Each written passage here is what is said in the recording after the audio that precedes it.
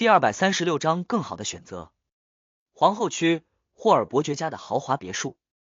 冰冷的空气被挡在了窗户与墙壁之外，屋内温暖如春，壁炉典雅。奥黛丽·霍尔接受着时尚设计师吉尼亚太太的测量，以便对方根据她最近的身体和气质状态构想新年舞会的服装。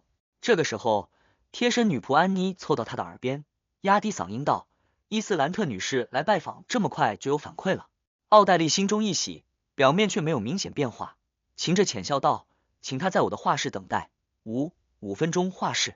安妮诧异反问了一句：“对，我想请她欣赏我最近完成的那幅油画。”她说放松状态下描绘的内容很容易展现内心的真实想法和情绪。奥黛丽语速不快不慢地解释道。安妮顿时恍然：“是，小姐，不到5分钟。”奥黛丽进入画室，看见了正在欣赏墙上画作的伊斯兰特，那是森西先生的内心夜晚，一副让人感觉安宁的杰作。他含笑为伊斯兰特介绍了2句。森西的内心夜晚，塔索克报去年评选的100年100大画作前10，伊斯兰特显然是常看报纸的那类人，而作为一名观众途径的非凡者，他的记忆力足够出色。是的，奥黛丽简单回应，似乎这只是一件微不足道的事情。我竟然有幸看到正品。伊斯兰特再次抬头望向那幅油画，他将这至少价值1座庄园的后续话语咽回了肚中，不想显得太庸俗。奥黛丽为去介绍其他画作，找了个理由打发走安妮，并用眼神示意金毛大狗苏茜到门外站岗。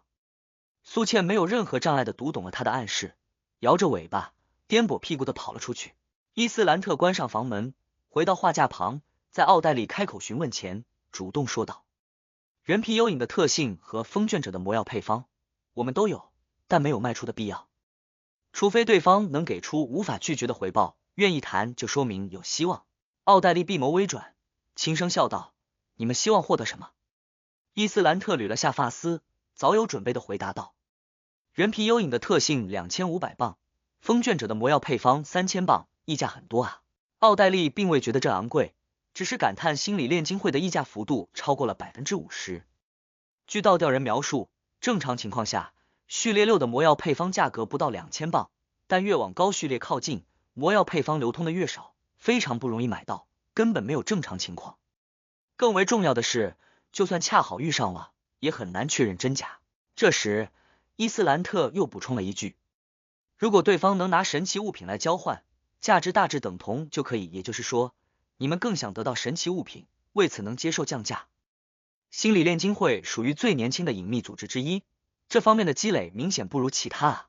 奥黛丽抿了下嘴唇道：“我会反馈过去，但不保证他们能接受。”他丝毫不担心心理炼金会能发现自己最近根本没有参与非凡者聚会，因为他的日程安排颇为紧凑，下午茶、音乐课、晚宴、舞会、马术训练、语言课、舞蹈课等交替上演，有太多接触不同人群的机会。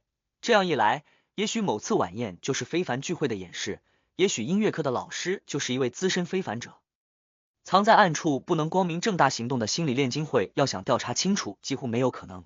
说到这里，奥黛丽略显好奇地问道：“伊斯兰特老师，我原本以为你们不会卖风卷者魔药配方的，他已经在序列6这个位阶了，呵呵，有机会传播出去，对我们来说也许更有用处。”伊斯兰特含糊回答。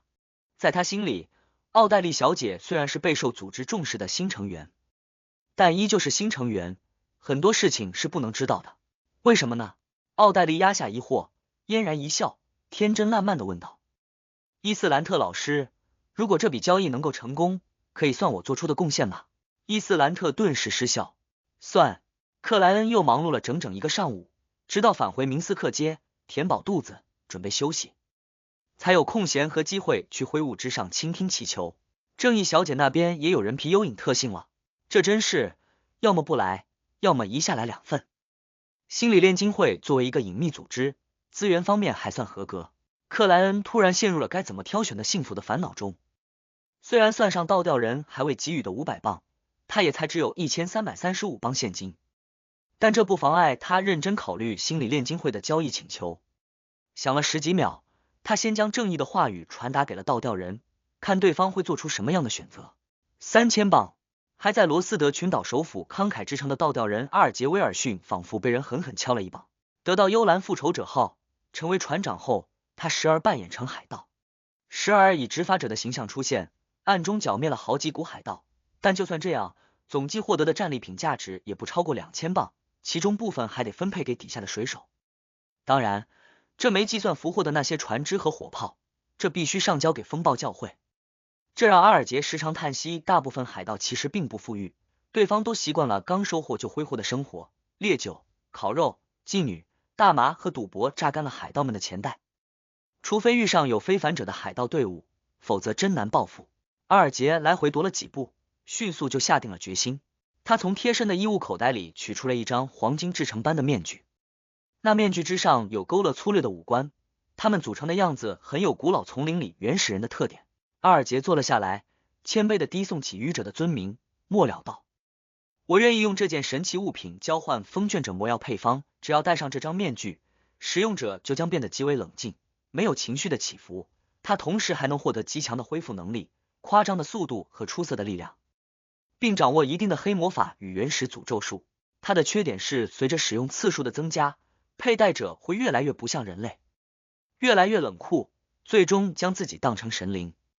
克莱恩坐在属于愚者的位置上，看着面前的500磅钞票，5根粗壮如同小蛇的深蓝色头发，一张黄金色古朴面具，手指轻敲长桌边缘，仔细思考起自己有什么可以拿来交换的神奇物品。全黑之眼肯定不行，这是序列5密偶大师的主材料，就等着小太阳弄到去除精神污染的办法。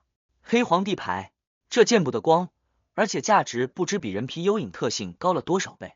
阿兹克先生的铜哨，它目前只有召唤信使的作用，是联络的重要道具，不可能卖。在棺材内留下白色羽毛的灵教团成员的铜哨，同样只能召唤信使，信使另外一边的对象似乎还很危险。太阳胸针，这是我自己要用的，能有效弥补我的短板。万能钥匙，射击门先生，有太多的隐秘，另外单纯从使用价值看，与人皮幽影的特性相差较远。生物毒素瓶，这和我的灵体状态非常配，用得好甚至能让我单挑一群非凡者。猎魔子弹、进化子弹、驱邪子弹，这不是神奇物品，属于消耗性非凡武器，价值低很多。秘密之书，这也不是神奇物品，心理炼金会应该不缺乏类似的知识。目前来看，只有审讯者的非凡特性可以卖，但对方要的是神奇物品，并且交易场所在贝克兰德，容易暴露侠盗黑皇帝的情报。克莱恩借此机会梳理了下自己拥有的东西，最终有了个完善的想法。他先具现出世界先生，操纵对方摆好祈祷的姿势，嘶哑着回应道：我接受2500镑这个价格，但给我2天筹集资金。紧接着，克莱恩把倒吊人和世界达夫的影像丢进了象征正义小姐的深红星辰内。得到正义小姐没有问题的回复后，克莱恩在明斯克街耐心等待了1个下午，直至黄昏将近，机械之星成员卡尔森才拉响了他家的门铃。克莱恩没有多问，跟着对方一路来到西拜朗船坞附近的杠杆教堂，进入了那栋建筑隔壁的3层房屋。这里的招牌是贝克兰德机械研究会。好学术，克莱恩忽然想到了黑金级安保公司，扯着嘴角笑了笑。在卡尔森的引领下，他穿过一些奇奇怪怪的装置，置身于了一个没有窗户的房间。房间内的长桌上摆放着诸多灵性强烈的物品，包括人皮幽影的特性，蒙着黑布的幽灵画框，但没有那些非凡者死后留下的特性。很显然，机械之星的高层不想让我知道非凡特性不灭和守恒定律。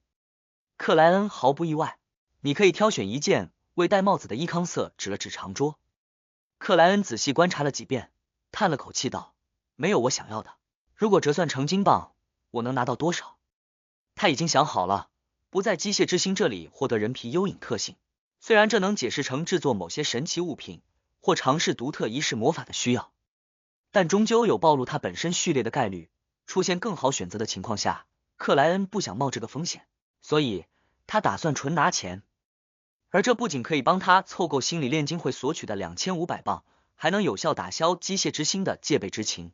伊康瑟明显松了口气，理了下头发，微笑回答道：1500镑，不过我们鼓励你选金钱，所以总计2000镑。克莱恩当即露出真心诚意的笑容。好。第237章分钱。借助赐予仪式，克莱恩将2500镑现金和倒吊人提供的黄金色古朴面具交给了正义小姐。并利用世界气球的影像，叮嘱对方尽快完成交易。这2周内，我用了差不多5000镑，如果不离开停根，这笔钱都足够养老了。而且平时的生活还能维持在房东太太一家的水准上。人偶悔一生，呵要穷3代啊！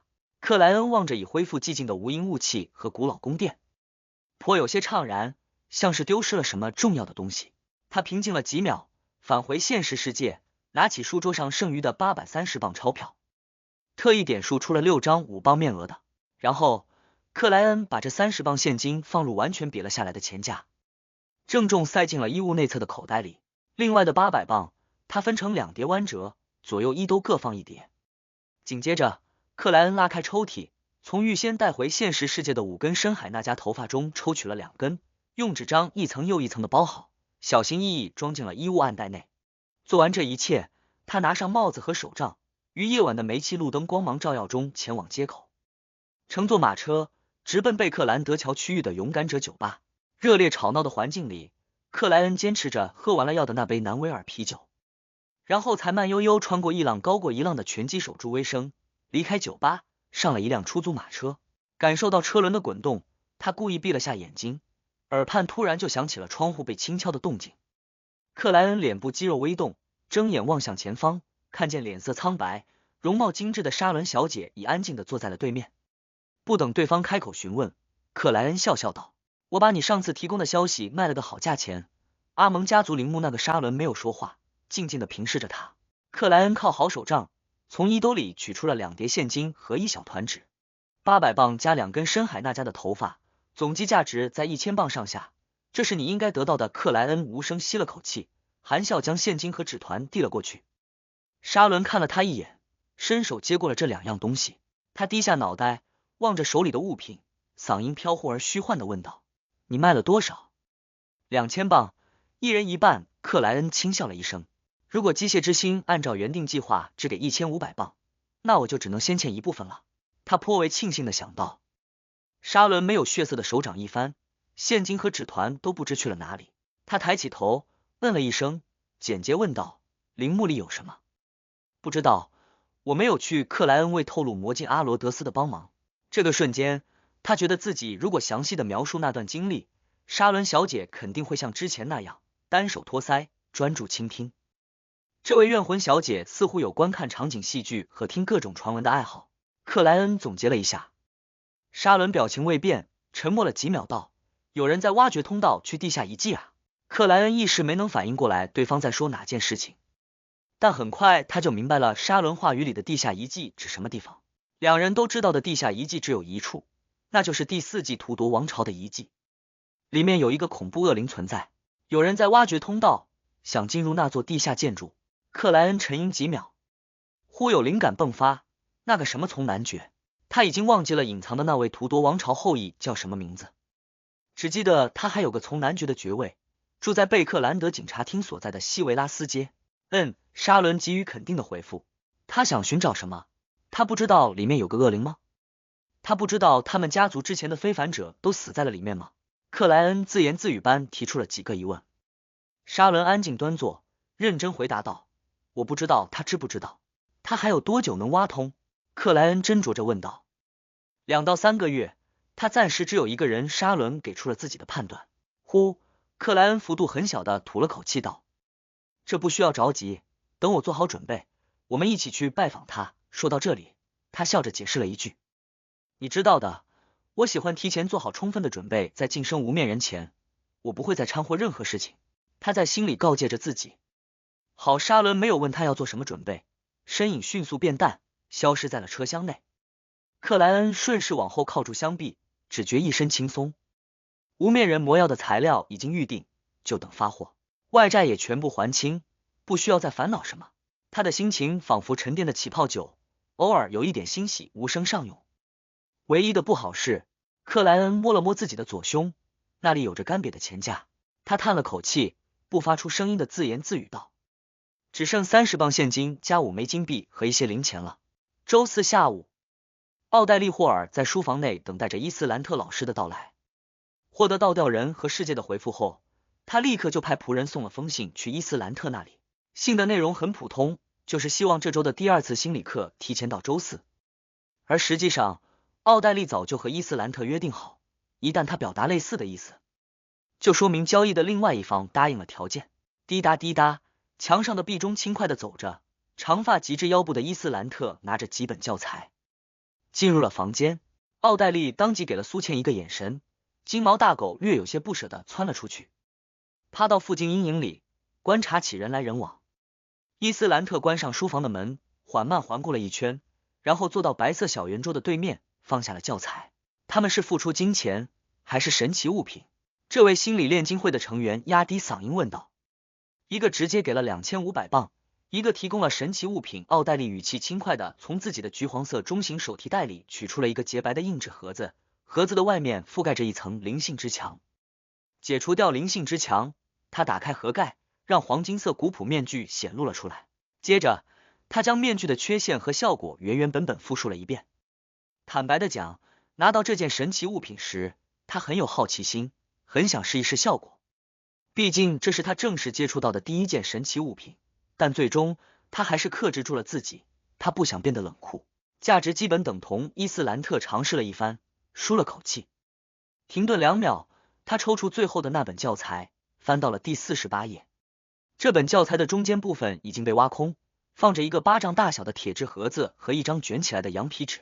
人皮幽影特性，风卷者魔药配方。伊斯兰特边介绍边展示着，奥黛丽的目光投向了仿佛钻石的特性，被里面光影形成的一张张面孔弄得颇为头晕。这有些克制观众的能力啊！这就是世界先生的序列途径，难怪。奥黛丽移开视线，打量起魔药配方。序列6，风卷者，主材料：蓝银隼的6根结晶羽毛，龙眼海雕的眼珠1对。奥黛丽还未来得及审视辅助材料，伊斯兰特已及时卷起了羊皮纸。随即，他重新弄好铁盒的灵性之墙，合拢了教材，将这本厚重的书籍推给了奥黛丽。奥黛丽按住那本书，却未及时把黄金色古朴面具和2500磅现金交给伊斯兰特。因着对方疑惑的目光，早有准备的他浅笑说道：对方担忧特性不吻合，害怕配方是假的，希望能先做验证，而验证完毕前，钱和物都由我保管，放在我这里，他们都认为我很有信誉。我也不想丢失这个名声，我明白他们的顾虑。伊斯兰特顿了下道：我们也同样相信你，反正钱和物都在自家成员手中。心里坦荡的他完全不担心被骗，而且奥黛丽小姐又有钱又有地位，她做担保值得信赖。伊斯兰特放松的想着。灰雾之上，古老宫殿内，克莱恩手持灵摆，占卜着风卷者魔药配方的真伪。他可不想因疏忽失去塔罗会目前最有经验最有实力的成员倒吊人先生。睁眼看见黄水晶吊坠在做顺时针转动，克莱恩松了口气，将意念传递给了象征倒吊人的那个深红星星。慷慨之城，阿尔杰先是看见了无边无际的灰白雾气，旋即听到了愚者先生低沉却高远的话语。正义小姐完成了交易，阿尔杰眼前当即浮现出一张虚幻的羊皮纸，上面书写着风卷者的魔药配方。有了愚者先生经手，他对配方的真假毫无疑虑，恭敬俯首道了声谢。等到幻觉散去，他立刻找出纸笔，记录下了魔药配方。接着他略显激动的来回踱步，无声自语道：蓝银隼，那座原始岛屿上就有。忙碌完倒吊人的事情，克莱恩才有空检查属于自己的人皮幽影特性。确认是真的之后，他放松的靠住椅背，愉快的吐了口气。总算过了3秒，克莱恩猛地坐起，决定事不宜迟，今晚就调配无面人魔药。第238章无面人。明斯克街15号，潮湿阴冷的厨房内，克莱恩翻找出一个新买的大铁锅，灌入清水，认真刷了几遍，然后他将几根火柴丢进里面，啪的打了个响指。赤红的火焰腾起，在他的操纵下，迅速烧干了残余的水滴，却又未伤及铁锅表层。这一次的魔药配方里没有纯水这种材料，所以克莱恩比之前2次更加小心，务求不额外增加辅助，免得出什么大问题。虽然魔药调制成功与否，他能占卜得出来，不至于危害到自己的生命，但那样的结果就是魔药报废，再想提炼出里面的非凡特性会相当困难，就像去除失控者精神污染一样，必须有对应的技巧、办法或者仪式，而克莱恩短时间内没法再凑齐第2份材料。完成准备，看了眼整整齐齐摆放好的盒子们，克莱恩吸了口气，最后回想了一遍魔药配方。无面人主要材料：千面狩猎者的脑部异变垂体，人皮幽影的特性，辅助材料：千面狩猎者的血液80毫升，黑色曼陀罗汁液5滴，龙牙草粉末10克。深海那家的头发3根，他最先拿起来自吸血鬼埃姆林怀特的纸盒，将它打开，取出了里面装有100毫升千面狩猎者血液的玻璃瓶，瞄了眼刻度线，克莱恩拧开盖子，万不沉稳地向铁锅内倒入了那因光线变化而随时修改着自身颜色的粘稠液体。因为是辅助材料，他没有太追求精度，没用化学实验的仪器来分液和滴定。千面狩猎者的血液仿佛稀薄的蜂蜜，缓缓充盈着铁锅底层。克莱恩觉得差不多之后，停止倾斜，让液体回流，还剩差不多20毫升，灵性直觉相当准啊。克莱恩将目光从玻璃瓶的刻度线上收了回来，郑重拧紧了盖子。这20毫升千面狩猎者的血液可以用于制作神奇物品、非凡武器、超凡卷轴，或在某些仪式魔法上负责勾勒象征符号，依然很珍贵。将玻璃瓶放回塞满棉花的纸盒后，克莱恩依照顺序陆续添加了黑色曼陀罗汁液和龙牙草粉末，看见铁锅内的液体咕噜冒起了气泡，没有停顿。他用戴黑色手套的右掌拿起了3根如同小蛇的深蓝色头发，将它们稳稳地放置液体表面。滋，铁锅内腾起了淡淡的水雾，液体的颜色随之变得深蓝。还没加主材料就有这种奇异效果，不愧是序列6的魔药。克莱恩伸手抓住了吸血鬼埃姆林怀特赠送的银白带灰锡盒，啪的一声，克莱恩打开盒盖，让里面包壳胡桃般的物品呈现了出来。他没有直接用手触碰这千面狩猎者的脑部异变垂体，直接将锡盒放置铁锅上方，把它倾覆了过来。有大脑纹路是凸起和凹陷的黄棕色物品落了下去，与深蓝色的液体发生碰撞。这一刻，没有水珠溅起，不断变化着外形的垂体无声无息融化了。灰白、黄棕两色迅速与深蓝融合，咕噜冒起的气泡一下变大变多。到了这一步，克莱恩已经有些紧张，但还是很好的控制住了自己，将最后那个盒子拿起，把里面硕大钻石般的人皮幽影特性翻倒进了铁锅。豁然之间，所有的水雾收敛，就连煤气壁灯的光芒都有被吸引和吞噬的迹象，一下暗淡了许多。等到一切恢复正常，克莱恩才看清楚最终成型的魔药是什么样子。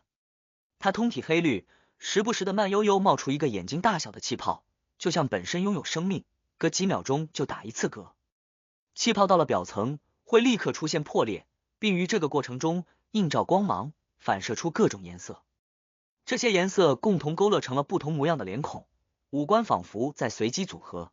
克莱恩单手端起铁锅，将里面的液体倾倒入了预先准备好的玻璃瓶内。因魔药的特性，未有一点残余。用占卜的办法确认危害程度可以接受，也就是魔药调配成功后，克莱恩拿着那瓶无面人，步伐稳健的返回2楼，进入了早已拉上窗帘的卧室，反锁住房门。他坐至床沿，借助冥想，平复了略显激动和焦躁的心情。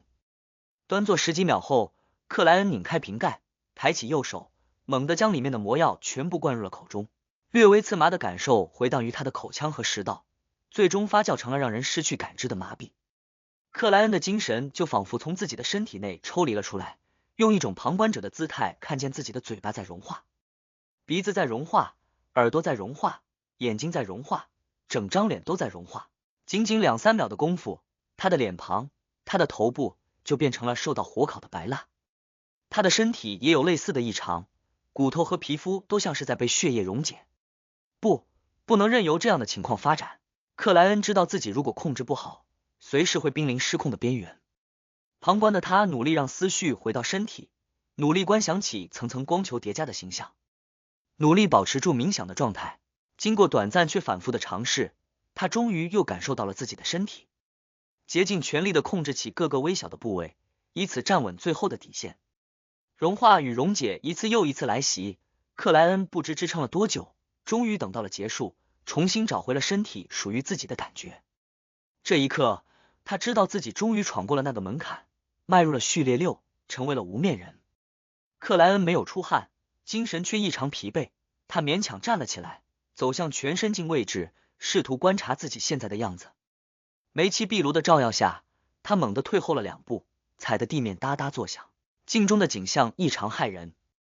克莱恩看见自己的脸部和裸露在外的皮肤长满了密密麻麻的淡色肉芽，这会让所有正常的生物仅是目睹就全身发麻，就下意识抗拒。胆小一点的，甚至可能失去理智。懂得扮演法，已经彻底消化完魔术师魔药的我，晋升序列6都颇为艰难，距离失控只有2、3步。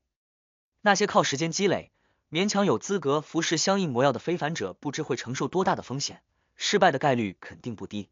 难怪各大教会内部序列7较为常见，担任着相对基层的队长和主教，而到了序列6，人数就开始直线下滑。克莱恩闭了闭眼睛，后退坐到椅子上，他借助冥想的方式收敛着溢出的灵性，并恢复着疲惫。过了大概10分钟，他身上那些恶心的肉芽全部消退了，融入了血肉里。呼，克莱恩吐了口气，重新走到全身镜前，端详起留着一圈胡须的自己。忽然，那些胡须开始蠕动，血肉和皮肤就像半溶解的蜡块一样，发生着奇异的变化。也就是1、2秒的功夫，克莱恩变回了以前的样子，黑发褐瞳，五官普通，脸庞干净，轮廓较深，身材略有些单薄。他静静注视着过去的自己，伸出右手按在了脸上，轻轻一抹，克莱恩的脸部又发生了改变，鼻梁高挺，嘴唇极薄，英俊里带着些许秀气，眉眼间有着隐藏不去的骄傲，正是吸血鬼埃姆林怀特。矮了点，他自嘲一笑。这个时候，他体内骨头和韧带发出啪嗒的声音，整个人猛地窜高了一截。从外形上来看，与埃姆林怀特再没有任何区别。我发现我能精准的回忆起认识的每一个人的外形和气质特点，并把握住他们独特的气味。克莱恩毛孔蠕动，体内相应改变，身上的气味随之不同。他又一次望向全身镜，让发际线慢慢往后退去，让眼眸的颜色变成幽邃的灰。无声无息间，邓恩·史密斯似乎又活了过来，正注视着面前总是报告异常的队员，缓缓吐了口气。克莱恩变回了原本的样子，但嘴角还在往上翘起。他略作思考，后退几步，望了眼未看时尚美女买的女士审美杂志，记下了封面那位戏剧演员的样子。然后他回到全身镜前，用右手抹了下脸孔。等他再看镜子，里面呈现的已经是一位黑发过肩，眉眼秀气，五官精致的年轻女郎。真的能行。克莱恩低头望向胸口，发现那里没有丝毫凸起。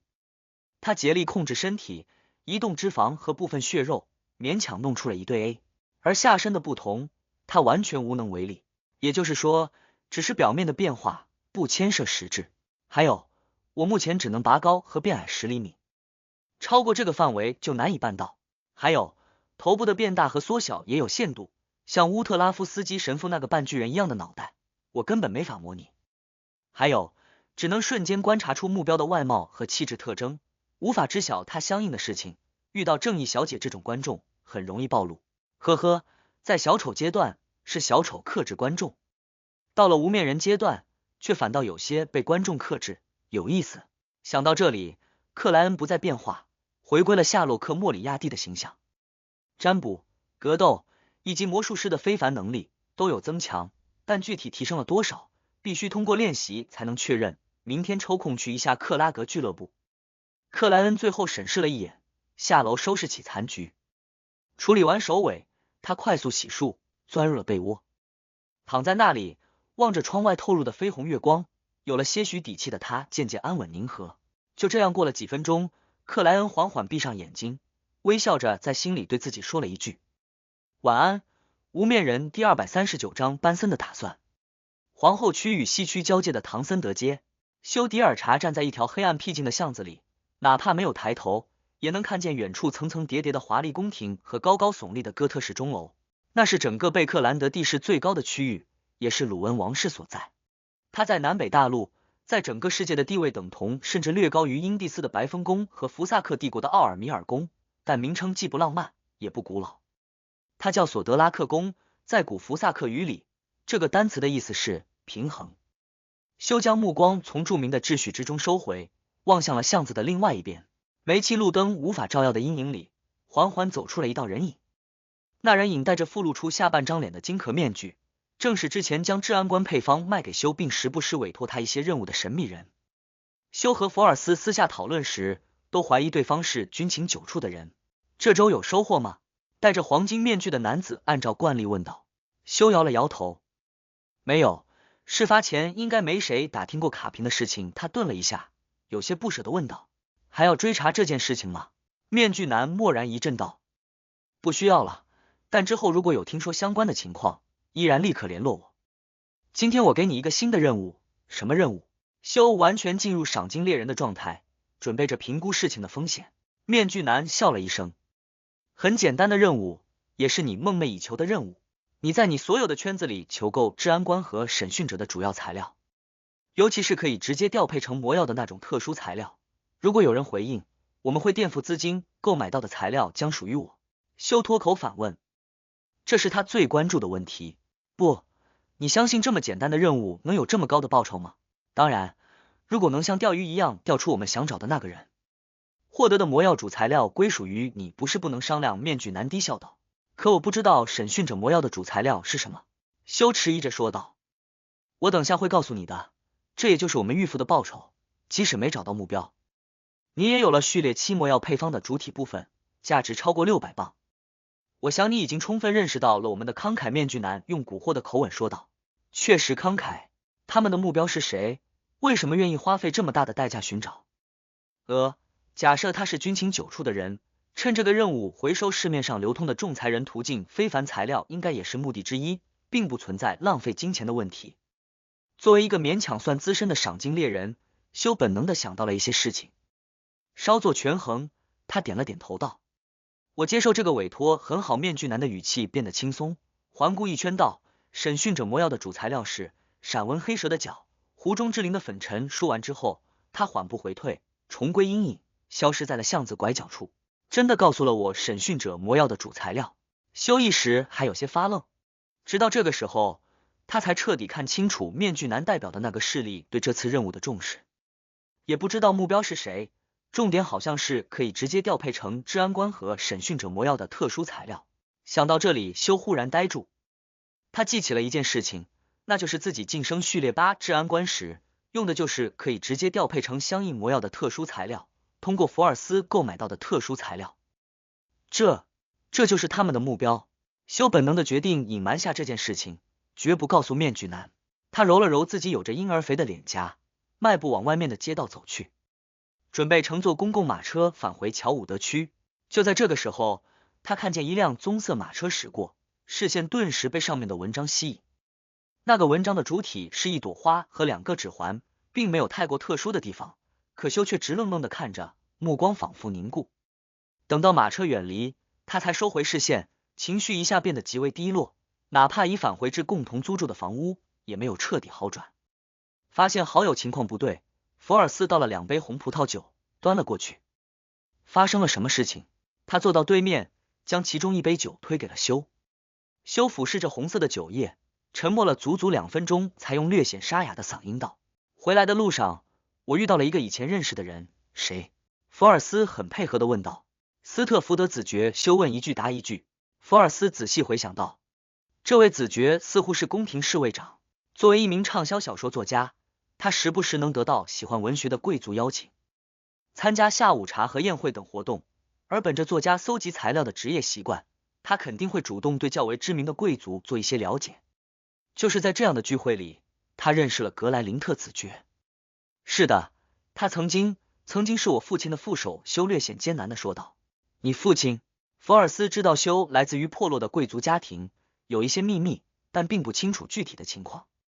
修端起红葡萄酒，咕噜喝了一口，呛得连咳几声。他缓了一阵道，我的家族属于宫廷贵族，最显赫时甚至担任过行宫伯爵。行宫伯爵，这是什么职位？福尔斯半是好奇，半是借此让好友缓和情绪的问道。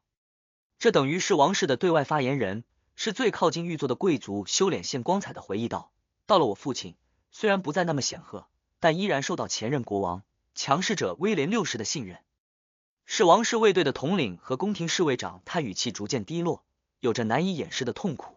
但7年前，他被控参与一场叛乱，最终被判处绞刑，剥夺了爵位和封地。我的家族因此破落，许多成员甚至没有原因的死去。为了活着，我们改掉了姓氏，离开了东塔克郡。我不相信我的父亲会叛乱，他对王室是那样的忠诚，甚至超过了对女神的信仰。总之，我离开母亲和弟弟，来到贝克兰德，寻找机会提升自己，希望能恢复家族的荣光和父亲的名誉。在中间的一些事情上，休说得很含糊，但福尔斯并未在意，叹了口气道：“这会非常非常艰难。”他旋即扯出一抹笑容，但我会支持你的。而我背后还有一个神秘的塔罗会。他在心里补充了一句。停更是夜里的水仙花街2号。正在计算数学题的梅丽莎侧头望向门口，看着刚摘掉半高礼帽的班森道：“你去了哪里？不是明天才公布结果吗？今晚就能打听到。而我刚好认识2位负责统一考试的市政府雇员。”班森勾了勾嘴角道：“12月初，他报名参加了政府雇员统一考试，挑选的是一个竞争相对不大的职位，并在这个过程里，靠着口才和交际能力，与几位政府雇员和不少考生建立了友情。结果怎么样？”梅丽莎不自觉放下了手里的圆副钢笔，班森的表情顿时沉了下去。可就在梅丽莎开口前，他却露出了灿烂的笑容。通过，而且是靠前的位置，这真是太好了。梅丽莎站了起来，踱了2步。这是在贝克兰德，得提前给你整理好行李。你打算什么时候出发？看着妹妹操心这操心那，班森走入客厅，微笑说道：“我的打算是，新年之后，我们一起去贝克兰德，在那里租一栋房屋。不管考试是否成功，我都准备留在贝克兰德，尝试着闯荡一下。而你可以趁新年假期转学至贝克兰德的技术学校，为6月份的贝克兰德工业与技术大学入学考试做准备。”就在1个月前，贝克兰德技术学院改组完成，正式升级为工业与技术大学。梅丽莎静静听着，不知不觉抿起了嘴唇。她留恋的环视了一圈，嗓音很轻的回答道：“好。”周5下午，克拉格俱乐部，克莱恩走了出来，雇佣马车前往埃德萨克王子的红蔷薇庄园。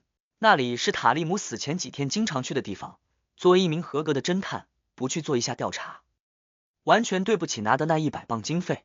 不管怎么消极怠工，样子还是要做足。克莱恩坐在马车内，边欣赏窗外污染渐少的风景，边嘀咕了一句。经过上午的练习，他大致把握住了各方面水准提升的幅度，操纵火焰跳跃等非凡能力变强了 30% 左右。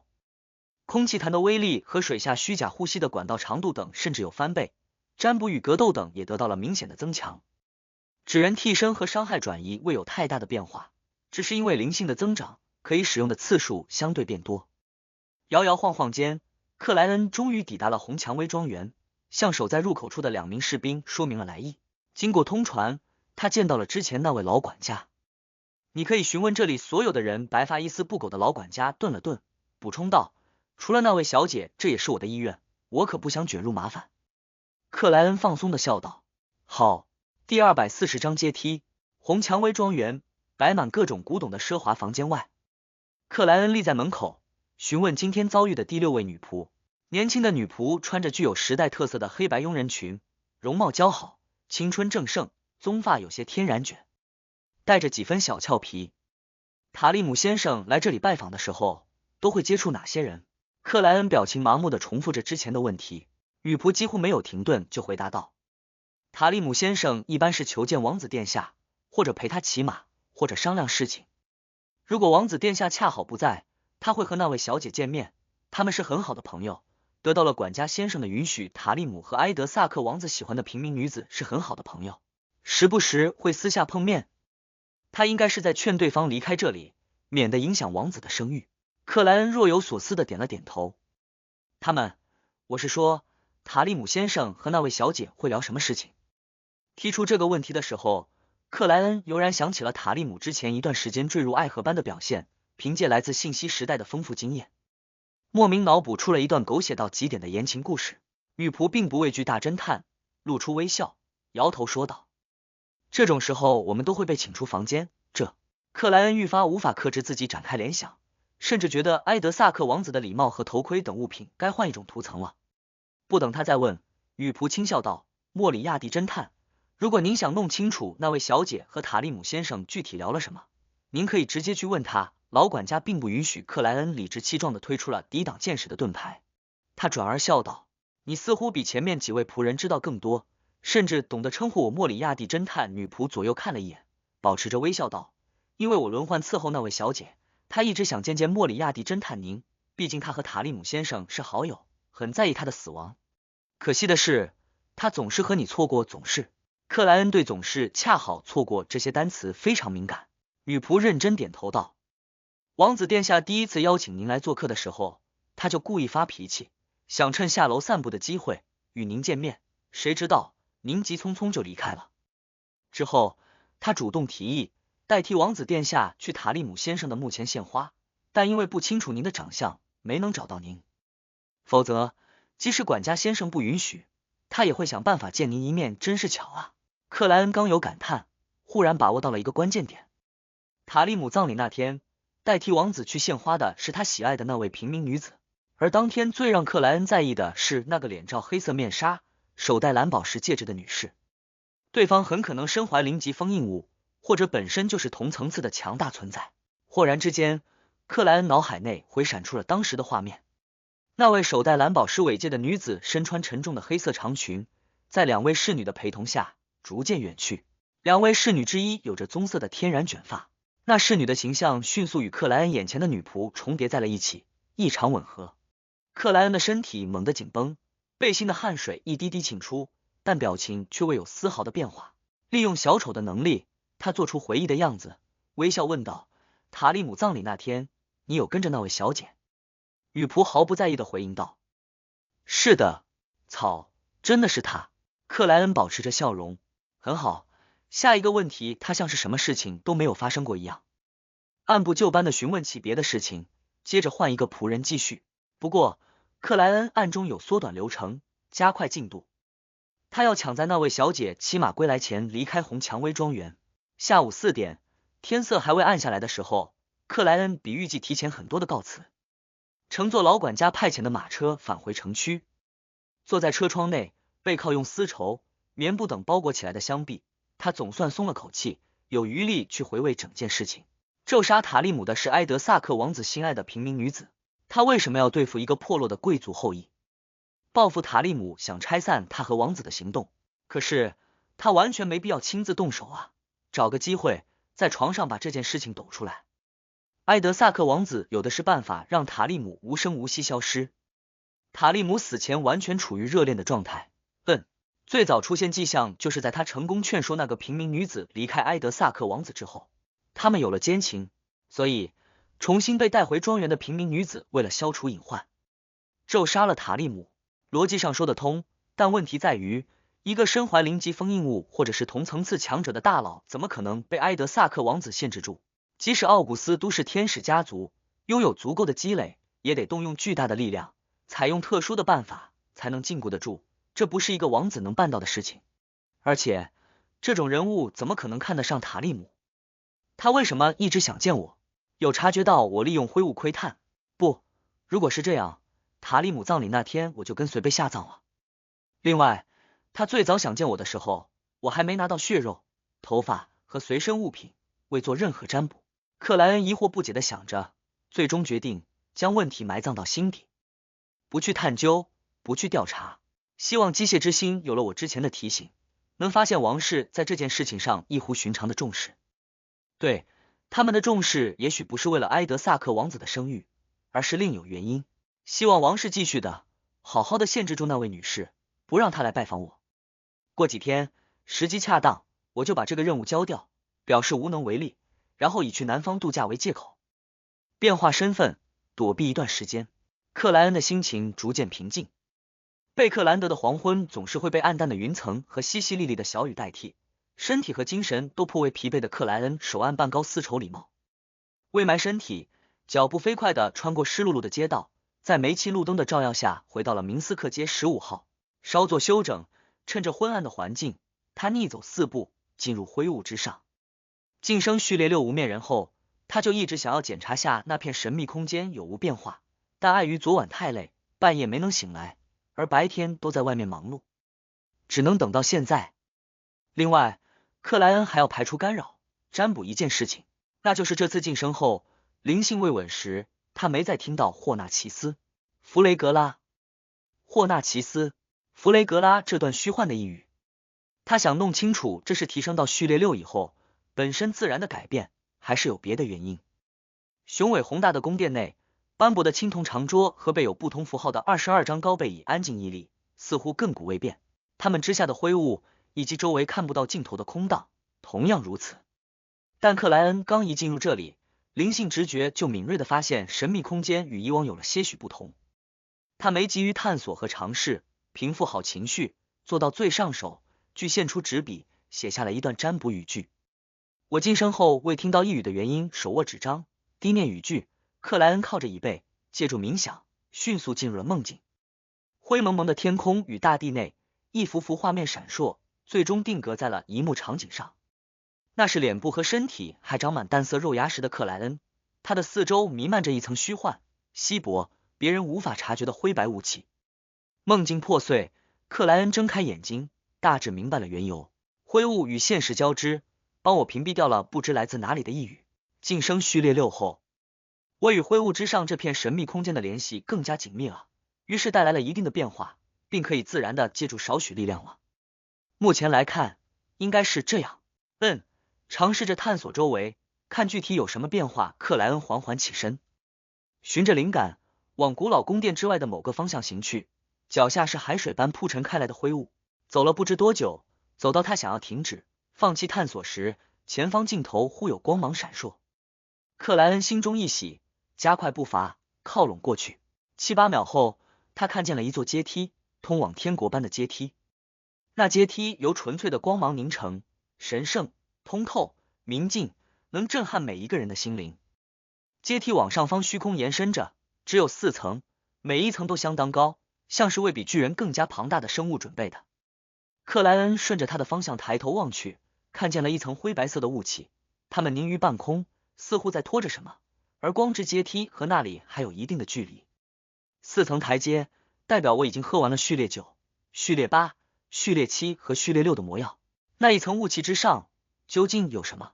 克莱恩谨慎前行，来到光之阶梯前，踩上了台阶。